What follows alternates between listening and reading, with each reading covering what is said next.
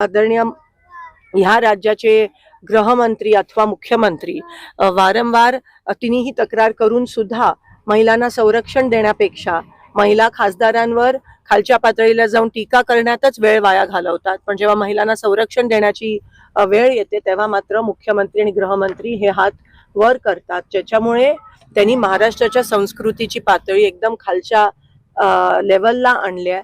आणि मला असं वाटतं मुख्यमंत्र्यांनी गृहमंत्र्यांनी राजीनामा देणं गरजेचं आहे, कारण काही एकच नाही, अनेक असे डॉक्टर्स महिला आहेत ज्यांच्यावर दबाव टाकून, राजकीय दबाव टाकून हे वारंवार चुकीचे रिपोर्ट देण्याची प्रेशर असतं। त्यासोबत इथे काही बीजेपीचे आजी माजी खासदार असतील त्यांचा पण उल्लेख आहे, तर मी तिथे पण विनंती करते सगळ्यांच्या वतीने, खास करून फॅमिलीच्या वतीने, की तिथे पण सखोल चौकशी झाली पाहिजे।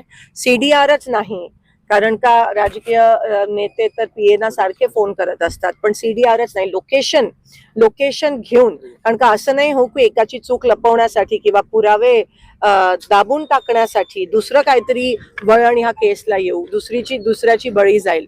आणि म्हणून सगळ्यांची सखोल चौकशी झाली पाहिजे, पीएचे लोकेशन आणि सीडीआर चेक केले पाहिजेत।